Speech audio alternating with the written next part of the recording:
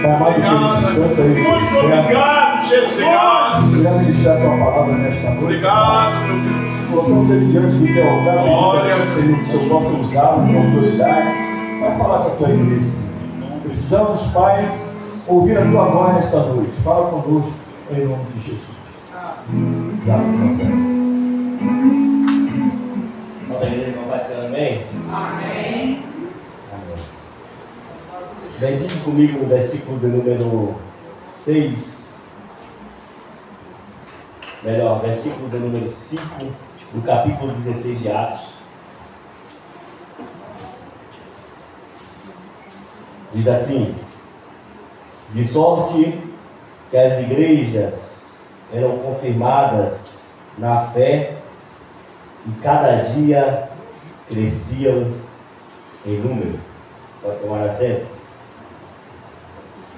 Fiz a leitura desse versículo só para fugir um pouquinho, que a gente já leu o 31 e 32 há 5 semanas, né, Pedro? Nós estamos lendo o 31 e 32 há 5 semanas.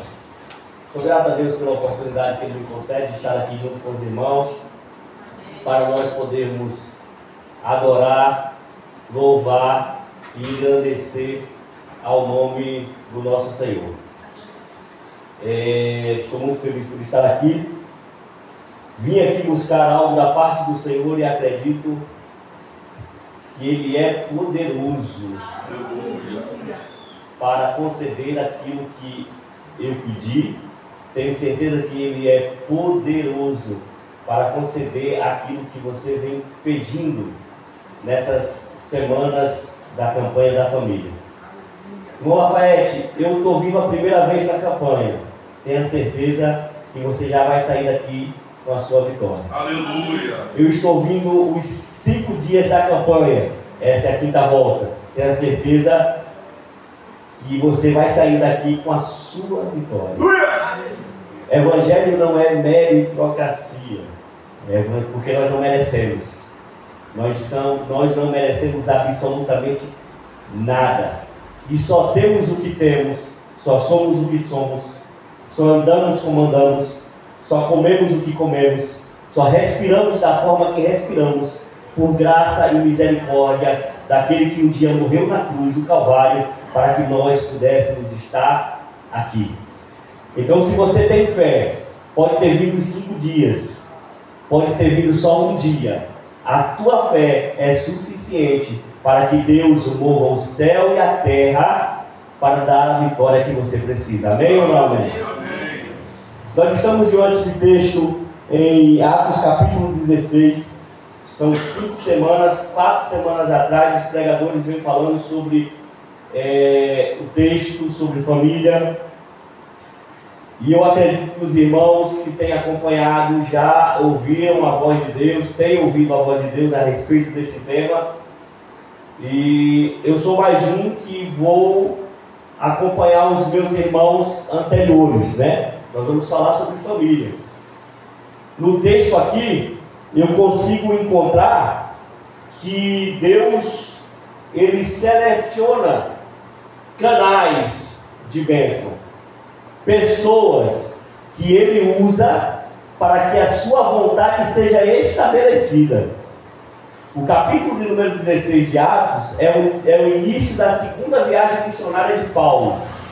Ele começa mais ou menos um pouco antes, no capítulo 15, lá no verso 36 até o 39. Paulo se reúne com Barnabé e diz assim: Barnabé, a gente precisa repetir a viagem que a gente havia feito. Nós precisamos voltar à casa dos irmãos, que a gente pregou o Evangelho, para fortalecer a fé, para ver se está tudo bem.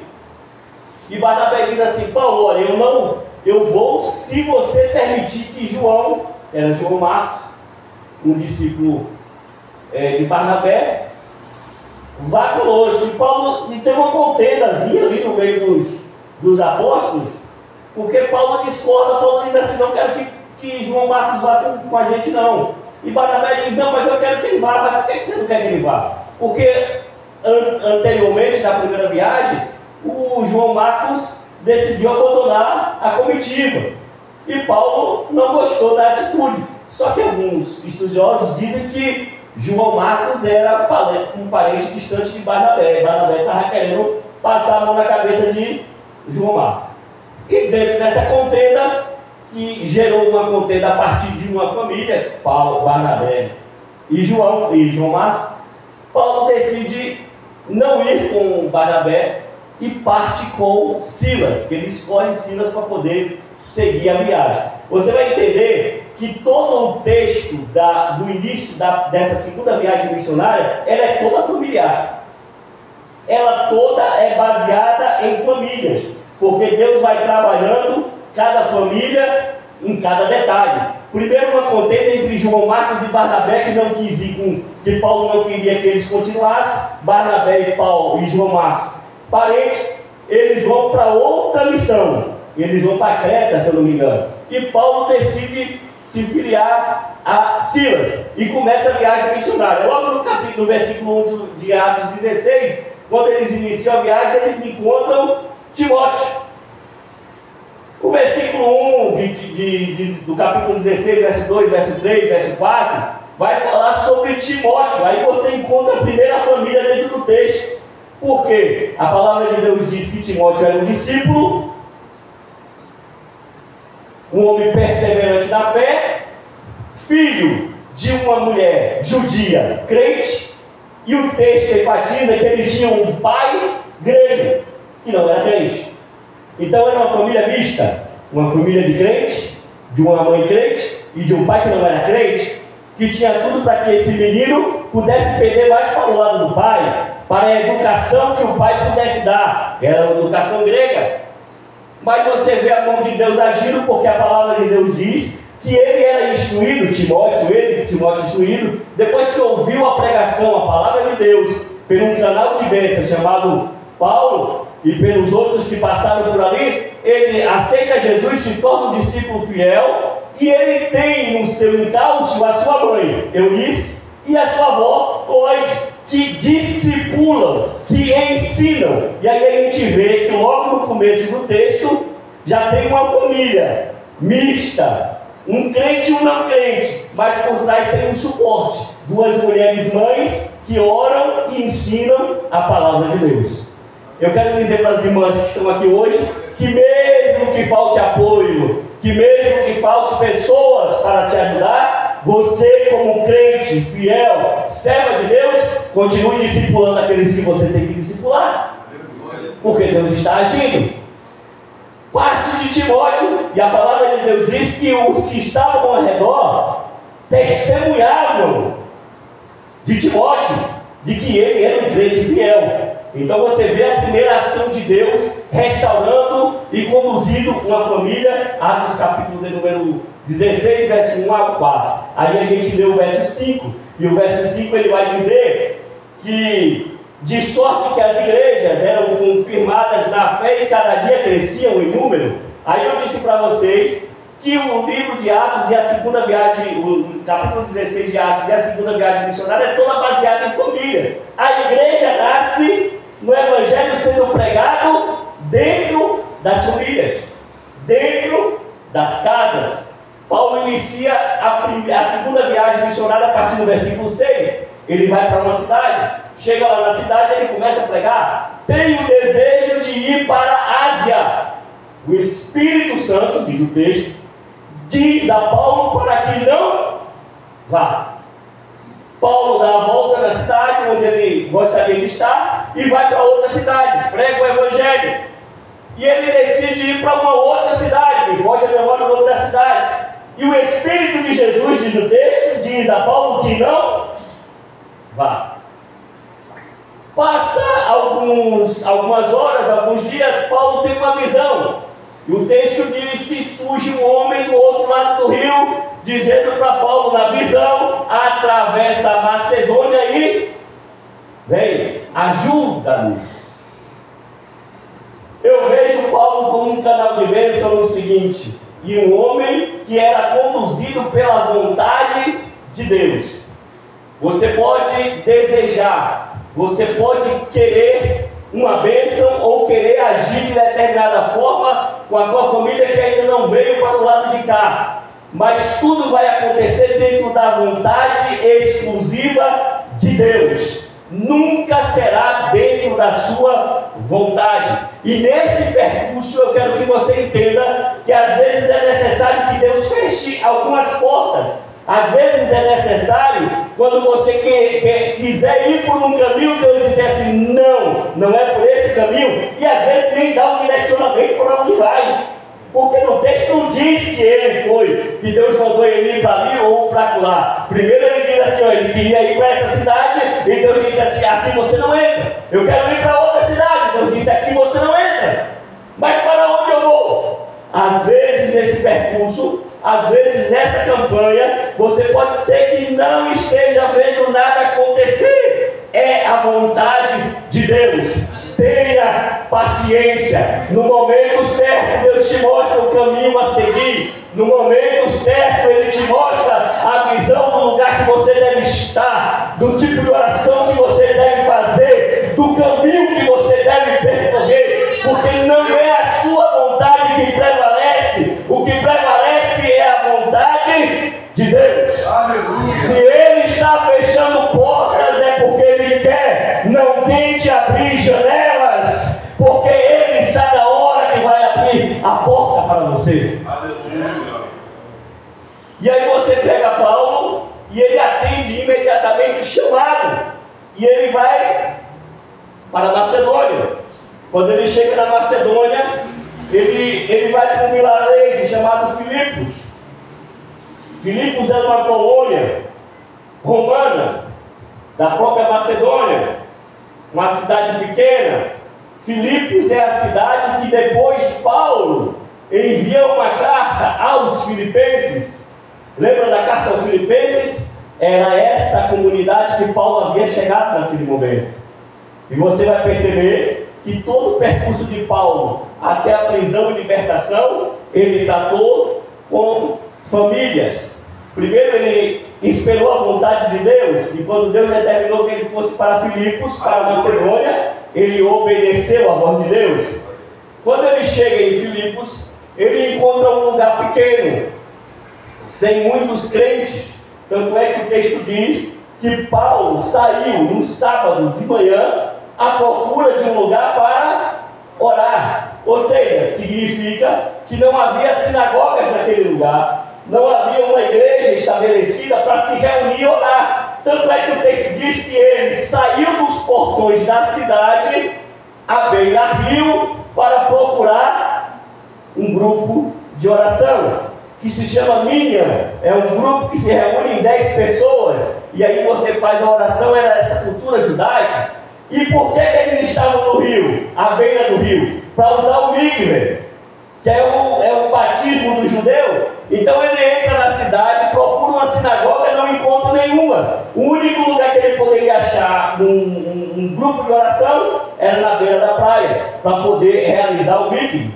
E ele encontra umas mulheres reunidas em oração, poucas delas, e ele começa a pregar. Havia uma mulher temente a Deus, verso 13 a 15, uma mulher temente a Deus, que conhecia a palavra, mas ainda não havia se convertido. O texto diz que Paulo prega naquela ocasião, e aquela mulher decide, mais uma vez, um canal de bênção de Deus. Lá atrás a gente falou sobre Eunice e Lois, na vida de Timóteo, uma família mista. Agora nós estamos falando que Paulo é um canal de Deus para alcançar Lídia.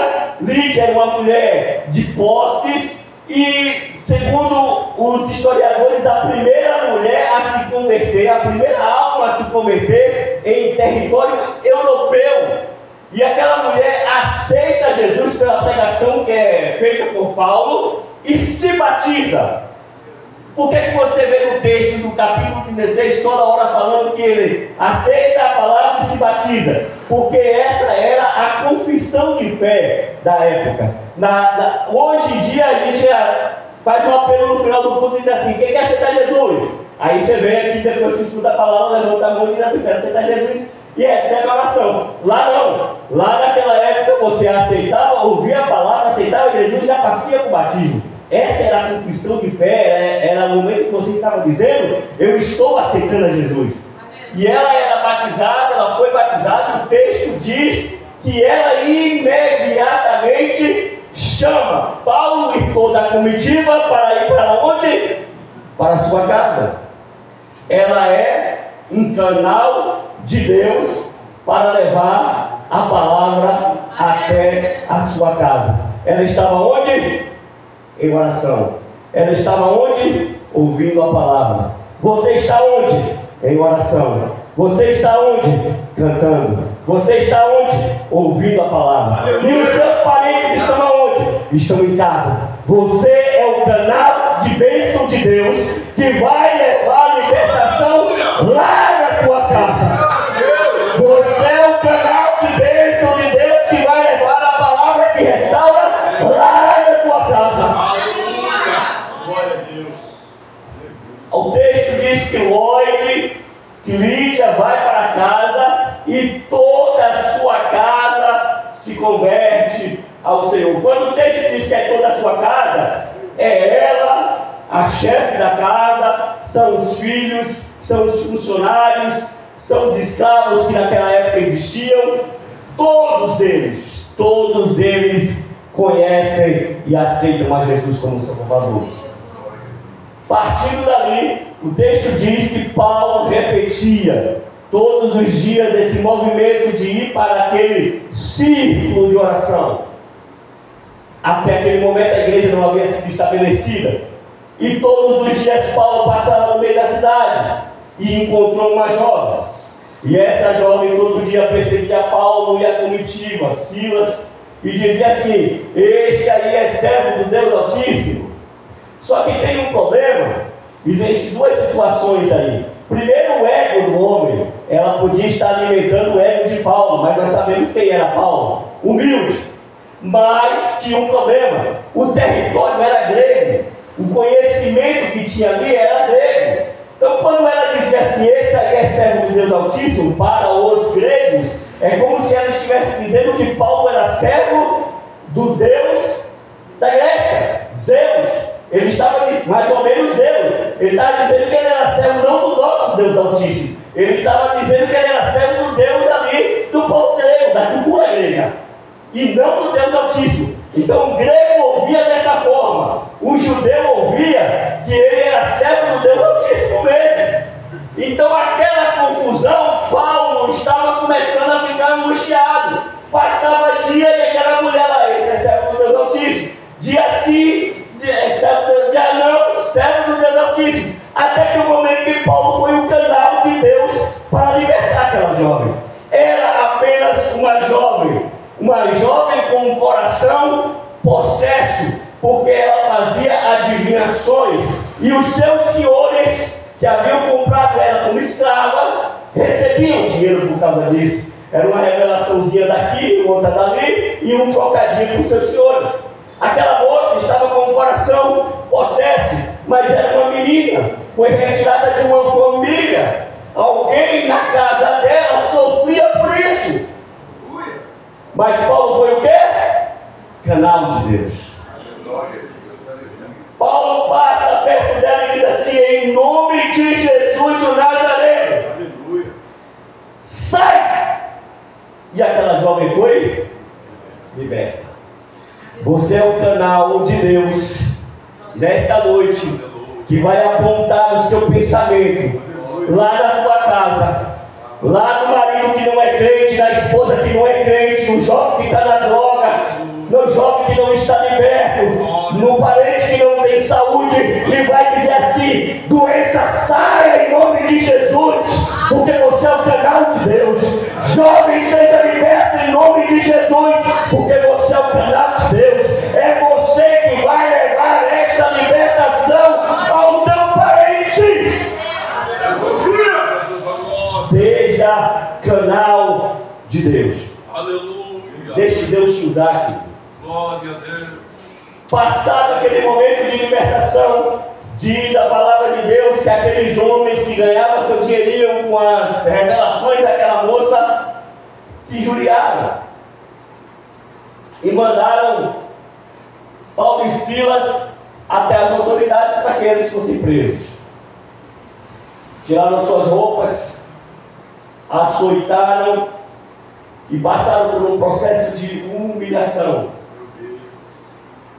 Mas, lembre-se, que Paulo poderia ter ido para a Ásia e não ia passar por isso. Ele poderia ter ido para outra cidade e não precisava passar por isso. Ele estava passando por aquilo porque Deus determinou que ele fosse por ali. Entendeu o mistério, querido? Não é do jeito que eu quero, não é do jeito que você quer, é do jeito que Ele quer. E às vezes do jeito que Ele quer a gente passa por situações que não queremos passar. E passamos por situações que às vezes não entendemos e achamos que não é de Deus. Mas eu quero te dizer que Deus está nesse negócio. Se Ele te colocou nesse caminho, persevere, porque Ele vai te usar como canal de bênção. Glória a Deus, glória a Deus. Diz a palavra de Deus que as autoridades pegam Paulo e Silas, levam até o carcereiro e diz ao carcereiro: prenda lá na última cela da prisão. Diz o texto que o carcereiro era um homem que talvez estava muito endurecido de coração, estava muito chateado, que ele não só colocou na última cela, como colocou Paulo e Silas sentados no chão, presos a um toco de madeira com os pés presos, né? Acorrentados ali, para piorar a situação. E ele foi simplesmente dormir. Terminou seus afazeres, o carcereiro foi dormir e descansar, muito pouco se importando com a situação dos detentos. A palavra de Deus diz que Paulo e Silas começam a cantar e orar. Perceba que quando a gente está fazendo a vontade de Deus, mesmo que nós estejamos passando por um momento difícil e que pode causar dúvidas, Paulo poderia murmurar, Silas poderia reclamar. Por que a gente não desobedeceu o primeiro mandamento lá, quando a gente queria ir para a Ásia? Por que a gente não foi para a Ásia, veio para cá? Por que a gente não fez do nosso jeito? Mas não é do nosso jeito, é do jeito dele, é da forma que ele quer. E Paulo e Silas começaram a orar e cantar. Um canta, o outro ora. Aquele que orou começa a cantar, o outro orar. E quando se cansasse de intercalar, cantavam juntos, oravam juntos. E aquela oração era uma oração de fé. Canta e ora. Parece que vejo você como um canal de bênção lá na tua casa, lavando a tua louça e cantando um hino de louvor a Deus. Passando pela prova, pela luta, pela dificuldade, sendo açoitado, o diabo te encarando de frente o tempo todo, mas você cantando e orando lá no pé da tua pia, lavando a tua roupa, varrendo a tua casa, cuidando do teu trabalho. Escute, o texto diz que eles cantavam e oravam e os presos escutavam. Tem alguém te escutando, ou dentro da tua casa ou fora dela. Continue cantando e orando, continue cantando e orando, continue cantando e orando, continue cantando e orando, porque tem alguém te escutando. Glória a Deus. Paulo cantava, Silas orava, Silas cantava e Paulo orava. A palavra de Deus diz que as paredes começaram a tremer, o chão começou a tremer e as cadeias se quebraram. Quando você canta e ora, o que é que acontece na vida dos seus parentes? O que é que acontece na vida da sua família? As cadeias vão por terra. Deus, o terremoto de Deus começa a atingir a sua família para destruir o que há de errado e se levantar o que é certo na vida dessas pessoas. Aleluia. O texto diz que os presos fugiram, mas Paulo e Silas, que estavam no centro da vontade de Deus, que passaram pela porta que Deus abriu e não a que eles decidiram abrir, eles permaneceram ali. O carcereiro saiu desesperado, desperto do seu sono, pelo barulho, pelo terremoto, tudo escuro. E quando ele chega lá na prisão, não tem mais ninguém. Lembre-se que o Paulo e Silas foi colocado lá na última cela. Então ele chegou nas primeiras, já não viu ninguém. A história conta que o carcereiro romano, ele é responsável pelos presos. E se algum foge ou algum vai embora, ele tem que dar conta com a própria vida. Então aquele homem, antes de receber o castigo, ele pegou a sua espada e disse: eu vou me matar. Quando ele levanta a sua espada, lá no final da penitenciária romana, tem um grito assim: não faça isso. Escute. Existem situações na vida de parentes teus que vai chegar no limite que eles vão achar que não tem mais ninguém olhando, que ele não tem mais ninguém observando, que não tem mais ninguém orando, e você vai precisar estar lá na cadeia ainda para gritar: não faça isso. Você é o último canal de Deus para salvar essa vida. Você precisa perseverar. Você não pode desistir. Você não pode fugir da cadeia. Você não pode fugir desse infortúnio. É vontade de Deus o que você está passando, para que as vidas ao seu redor sejam libertas em nome de Jesus. Aquele carcereiro, como outro grito de Paulo, ele pergunta: como? Por que eu não vou fazer isso? O que é que eu preciso fazer, Paulo? O último grito é o seu: crê no Senhor Jesus Cristo e será salvo, tu e a tua casa. Aleluia. É você que vai dar o último grito para esta pessoa que está à beira do precipício. É você que vai gritar: não faça isso, mas receba Jesus como teu Salvador. Aleluia. A palavra de Deus diz que aquele homem creu de uma maneira tão poderosa que ele se batizou. E ele chamou Paulo para ir para a casa dele. E lá eles oraram, pregaram a palavra, e toda a sua casa se converteu ao Senhor. Paulo foi canal, o carcereiro foi canal depois de ser liberto. Você é canal de Deus. Não desista. O teu parente está esperando o teu grito. Afinal, Paulo recebeu o convite daquele homem do outro lado do rio e disse assim: atravessa a Macedônia e ajuda-nos. Tem alguém do outro lado precisando da sua ajuda.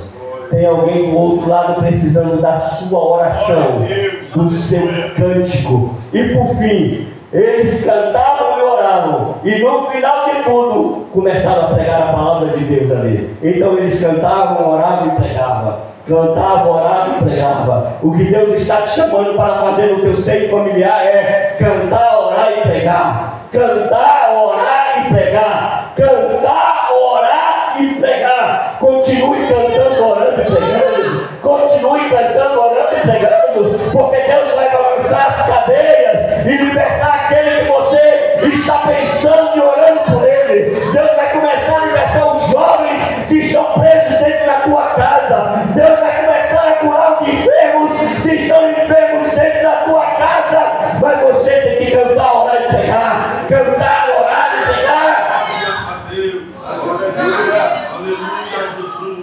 Você quer fugir no texto?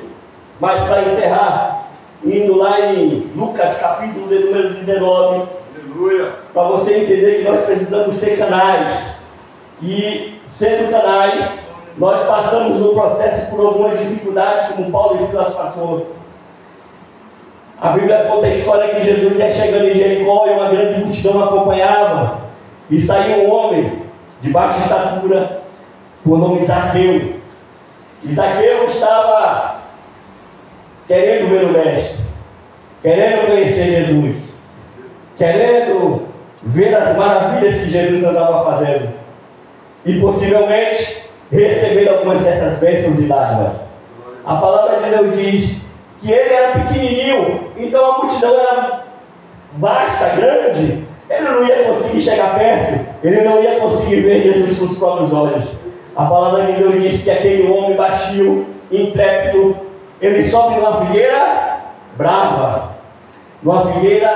brava. Olha a dificuldade que ele enfrentou para poder enxergar o mestre. Mas ele enfrentou. Ele não desistiu. Ele tinha um propósito. Você também tem esse propósito? Zaqueu subiu naquela figueira e esperou pacientemente o mestre passar.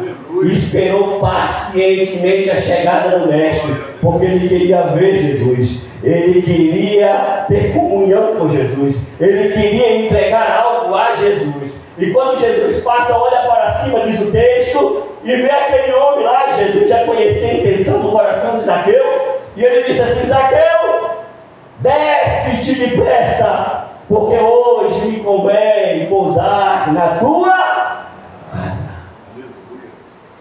Zaqueu foi um canal de Deus para a mudança na vida dele e da sua casa. Alguém criticou e disse assim: como é que o senhor vai na casa de um pecador? Mas é lá que Jesus precisa estar, porque ele não veio para os sãos, ele veio para os doentes, para os pecadores, para os oprimidos, para aqueles que precisam de libertação. A palavra de Deus diz que ele foi lá na casa de Zaqueu. E Zaqueu disse assim, e as pessoas criticando. E Zaqueu disse: mestre, se o senhor quiser, eu encontrar alguém que eu tenha causado algum prejuízo, eu quadruplo o valor que eu prejudiquei. E Jesus olhou para ele e disse assim: não precisa, Zaqueu. Hoje você se converteu e encontrou Jesus na tua casa. Toda a casa de Zaqueu aceitou a Jesus. Zaqueu foi um canal de Deus. O que Deus quer dizer para você aqui hoje, o recado de Deus aqui para você hoje, é que continue sendo um canal de bênção sobre a vida da tua família. Amém? Deus abençoe. Glória a Deus.